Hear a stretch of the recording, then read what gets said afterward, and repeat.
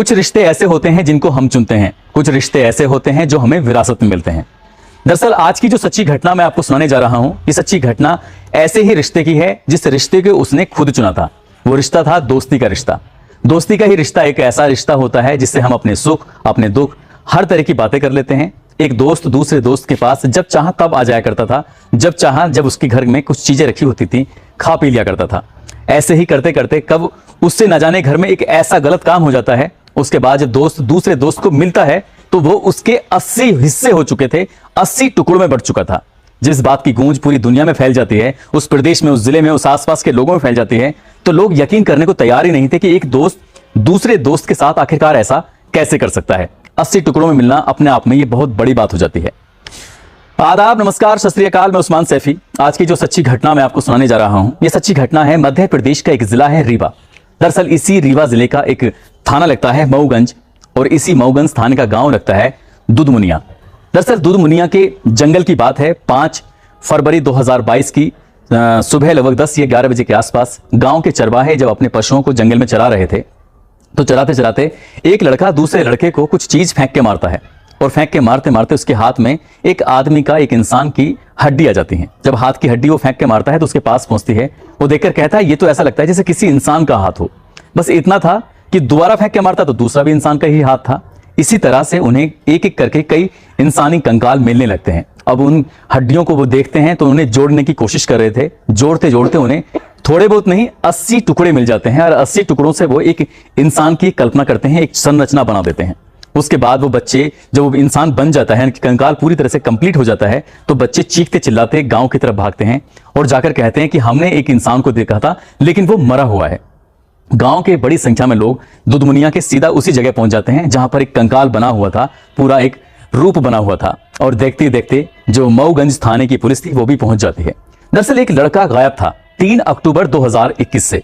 उसको ढूंढने के लिए पुलिस ने तमाम कोशिशें की, उसकी मुकदमा दर्ज हुआ। गांव के लोगों ने, ऐसा कौन व्यक्ति था, ये छुइया गांव का रहने वाला जिसका नाम विकास गिरी होता है, उम्र उसकी 21 साल के आसपास, वन विभाग के ठेके लेता था और पेड़ पौधे लगाया करता था। वो लड़का जब अचानक से गायब होता है, उसके पिता इंद्रपाल ने ऐसी कौन सी जगह थी जहां उसको तलाश नहीं किया, लेकिन लगभग 4 महीने के बाद उसकी जो कंकाल मिलता है, क्योंकि कंकाल मिलने के बाद जब गांव वाले बड़ी संख्या में मौके पर पहुंचते हैं, पुलिस वाले मौके पर पहुंचते हैं, तो उस इलाके को छाना जाता है, एक एक चीज को बारीकी से परखा जाता है। वहां उसके कपड़े मिलते हैं, जूते मिलते हैं, साथ ही उसका पर्स था और उसका आधार कार्ड भी होता है। आधार कार्ड के कुछ अंक मिट चुके थे और कुछ अंक बाकी थे, कुछ वो क्योंकि वो फट चुका था, उसको छीण हो चुका था, उससे बिल्कुल साफ अंदाजा लग चुका था कि ये कंकाल किसी और का नहीं बल्कि उसी का है। और पुलिस वालों ने उसका डीएनए सैंपल लेकर अब जांच पड़ताल के लिए भेज दिया। दरअसल जब ये 3 अक्टूबर को गायब होता है तो उसे घर वाले इसको सभी जगह तलाश करते हैं। घर वालों ने जाकर 4 अक्टूबर को ये मुकदमा दर्ज कराते हैं, और मुकदमा दर्ज कराने के बाद ये कोशिश कर रहे थे कि उनका बेटा कहीं मिल जाए, लेकिन बेटा मिलता नहीं है। जब नहीं मिलता है तो पुलिस वाले घर वालों से पूछते हैं कि तुम्हें किस पर शक है, तुम्हारे बेटे को गायब करने में किसका हाथ हो सकता है। तो सभी लोगों के नाम दिए जाते हैं, कम से कम 50 लोगों की लिस्ट, सूची तैयार करके दी जाती है कि हमें इन लोगों पर शक है। पुलिस वाले उन 50 के 50 लोगों को उठाते हैं, उनसे सख्ती से पूछताछ करते हैं, अपने तरीके से पूछताछ करते हैं, लेकिन 4 महीने में भी पुलिस को असली कातिल, असली आरोपी मिलता ही नहीं है। और जब नहीं मिलता है, ठीक 4 महीने बीतने के बाद एक बार जब उसका कंकाल मिल जाता है, मामला सुर्खियों में आता है, फिर पुलिस पर कहीं ना कहीं दबाव बन जाता है। फिर पुलिस मामले की जांच पड़ताल करनी शुरू कर देती है, और धीरे धीरे फिर वक्त गुजरने लगता है। फिर कातिल पुलिस की आंखों से ओझल था। पुलिस ने ऐसी कौन सी तरकीब थी जो इसमें अपनाई नहीं थी, लेकिन पुलिस के हाथ खाली हो जाते हैं। इसी बीच में दिल्ली में एक श्रद्धा नाम की लड़की का, आफ्ताब नाम का लड़का उसका मर्डर कर देता है, उसके अलग अलग लगभग 35 टुकड़े कर देता है। और जैसे ये मामला पूरे देश में, पूरी दुनिया में आग की तरह फैलता है, तो लोगों के दिमाग में एक बार फिर से, यानी कि रीवा जिले के लोगों में एक बार फिर से आवाज लगती है कि इस मामले का भी खुलासा होना चाहिए, जिसके 80 टुकड़े मिले थे, 80 पीस मिले थे। पुलिस इस मामले की जांच पड़ताल के लिए जब कोशिश करती है, फिर से जानकारी जुटाने की कोशिश करती है, तो कुछ नाम सामने आते हैं। गांव में कुछ उन्होंने अपने मुखबिर भी लगाए हुए थे, ये पता करने के लिए कि आखिरकार कहीं से कोई ना कोई सुराग मिल सके। तभी एक छोटा सा सुराग मिलता है, और वो सुराग कोई और नहीं था, एक सुराग था उसके दोस्त का, यूनुस अंसारी का। यूनुस अंसारी का जो गांव होता है वो दुधमुनिया के जंगल में होता है, गांव से बिल्कुल अलग होता है, ऐसी इतनी दूर कि वहां से सिर्फ जंगल का रास्ता शुरू हो जाता है। और ये भी ठेकेदार था, विकास गिरी भी साथ ही यूनुस अंसारी भी ठेकेदार था। अब पुलिस वाले इस यूनुस अंसारी को हिरासत में लेते हैं। इससे जब अपने तरीके से सख्ती से पूछताछ करते हैं, पुलिस ने 10 सवाल बनाए और उन 10 सवालों के जवाब जब उससे जानने की कोशिश करते हैं तो वो टूटने लगता है। फिर वो पुलिस के सवालों के जवाब को कुछ अलग अलग तरीके से देने की कोशिश कर रहा था और जैसे उसने सवालों के जवाब अलग अलग तरीके से देने की कोशिश करता है तभी उससे कुछ सच सामने आता है।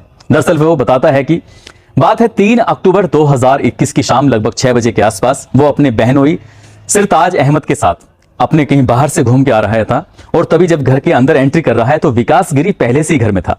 उसकी सबसे बड़ी वाली बहन टीना जी की शादीशुदा है, जो कि सिरताज की पत्नी लगती है, वो घर में मौजूद है। उसने अपनी आंखों से देखता है कि उस लड़की का उस विकास गिरी नाम के लड़के ने हाथ पकड़ा हुआ है, उसके साथ जबरदस्ती कर रहा था, उसके साथ रेप करने की कोशिश कर रहा था। उसने अपने दोस्त को देखा इस रूप में तो वो हैरान था, परेशान था, क्योंकि विकास गिरी कभी भी घर में आता था, जैसे चाहे वैसे रहता था, उसे कोई रोक नहीं थी, कोई टोक नहीं थी। यहां उसकी 3 बहनें होती हैं। तब यूनुस अंसारी अपनी तीनों बहनों को बिठाकर उनसे बारी बारी से पूछताछ करता है कि आखिरकार क्या बात है। तब उसकी 2 बहन कहती हैं कि ये बड़ी बहन टीना को बार बार छेड़ता था, उसे परेशान करता था, उसके साथ जबरदस्ती करने की कोशिश करता था। जब ये बात उसका भाई सुनता है तो आग बबूला हो जाता है। साथ में उसका दोस्त जो उसका बहनों ही होता है सिरताज अहमद, वो भी कहीं ना कहीं परेशान हो जाता है। तब तक ये घर के अंदर ही मौजूद होता है और गुस्से में आने के बाद उस लड़की का पति यानी कि यूनुस अंसारी का बहनोई एक डंडा उठाता है। डंडा जैसे ही उसको मारता है, एक ही डंडे में विकास गिरी की मौत हो जाती है। उसका मरना तय था क्योंकि उसको इतनी जोर से उसके सर में ऐसी जगह डंडा मारा था क्योंकि उसको लगातार खून बहने लगता है और जैसे ही वो मर जाता है घर के अंदर कुछ ही टाइम में दम तोड़ देता है। अंधेरा हो चुका था क्योंकि इनका घर दुधमुनिया के जंगल में था, गांव से यहां से काफी दूर। चीखने चिल्लाने की आवाजें भी किसी के पास नहीं पहुंच सकती थी। हालांकि उनका यही कहना था कि हमने सिर्फ एक डंडा मारा और एक ही डंडे में वो मर गया था।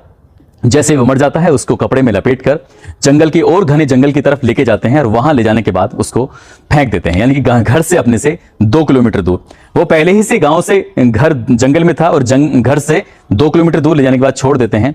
और उसके बाद इसी बीच में 4 तारीख को शिकायत दी जाती है, 5 तारीख को मुकदमा दर्ज होता है। पुलिस वाले, गांव वाले, तमाम लोग ढूंढते हैं, लेकिन वो लाश ऐसी जगह पर डाली गई थी जहां से लाश को ढूंढ पाना आसान नहीं था। लगभग 5 महीने के बाद जब ये लाश पूरी तरह से इसको जानवर खा जाते हैं, उसके एक एक अंग उसका भंग हो जाता है, उसका कंकाल कहीं ना कहीं बिखर जाते हैं, तब चरवाहों को वो कंकाल के रूप में मिलते हैं। और उस कंकाल को जब जोड़ते हैं तब एक मानव की शक्ल बनती है, यानी कि एक मानव नर के कंकाल की शक्ल बनती है। और उसके बाद फिर पता चलता है कि मरने वाला कोई और नहीं बल्कि विकास गिरी होता है। और पुलिस वाले 14 नवंबर 2022 को लगभग 404 दिन के बाद इस आरोपी को पकड़ लेते हैं। जब उसके बहनोई को पकड़ने के लिए, सिरताज अहमद को पकड़ने के लिए पुलिस कोशिश कर रही थी तो पुलिस के साथ उसने हाथापाई की, उसने उसके साथ मारपीट की। फिलहाल वो पुलिस की पकड़ से दूर है। पुलिस का दावा है कि उस आरोपी को भी जल्द से जल्द गिरफ्तार कर लिया जाएगा। जल्द से जल्द गिरफ्तार करने के बाद इस मामले में गंभीर धाराओं में मुकदमा दर्ज कर लिया जाएगा। पुलिस वालों ने उनसे पूछा कि इसके 80 टुकड़े क्यों हुए थे, इसकी आपने 80 टुकड़े किए थे कि नहीं किए थे। वो साफ इनकार करता है कि हमने सिर्फ उसको बांध कर उसको जंगल में दूर फेंक दिया था, हमने उसके 80 टुकड़े नहीं किए थे। 80 टुकड़े कैसे हुए हैं, वो जानवरों ने किए हैं या उसकी हड्डी के अलग अलग उसका कंकाल बिखरने के बाद 80 जगह से बटा था। हालांकि पोस्टमार्टम रिपोर्ट से भी क्लियर हो जाता है, खुलासा हो जाता है कि किसी धारदार वस्तु से, किसी चीज से हमला नहीं किया गया था, बल्कि कोई चीज ऐसी थी नहीं, इसका कंकाल ही था जो 80 हिस्सों में बढ़ चुका था। दोस्तों, इस पूरे घटनाक्रम को सुनाने का उद्देश्य भी किसी को परेशान करना नहीं है, किसी का दिल दुखाना नहीं है, बल्कि आपको जागरूक करना है, आपको सचेत करना है। जाते जाते कुछ लोगों के जन्मदिन हैं, जिसमें क्या पिंटू हैं, बिहार के रहने वाले, इमरान हैं, दीपक शुक्ला बाराबंकी से हैं, ठाकुर कनक सोम मेरठ से हैं, सलमान दिल्ली से हैं। इनको जन्मदिन की बहुत सारी शुभकामनाएं, बहुत बहुत मुबारकबाद। साथ ही कुछ लोगों ने नाम लेने की अपील की थी, जिसमें दुर्गेश उत्तर प्रदेश से हैं, रोशन कुमार संतोष गर्ग इंदौर से, सुशील प्रिया आयुष बुलंदशहर से हैं, अंजलि रिया हिम्मत सिंह मोतिहारी से हैं, पूजा कुमारी हैं, हरिओम श्रीवास्तव हरदोई से हैं, सलमा सिद्दीकी नैनीताल से हैं, रवीश गुज्जर हैं सहारनपुर से, तबस्सुम आरिफ जरीन अहमद, अल्ताफ आकाश दिवाकर, दरोगा नाविक स्वाति पटेल फतेहपुर से हैं, श्याम मलिक स्याना शामली से हैं, मोहम्मद शमीम वेद प्रकाश शर्मा राजस्थान से हैं। इन लोगों ने नाम लेने की अपील की थी। आप सब लोग अपना ख्याल रखें, सुरक्षित रहें। जय हिंद, जय भारत।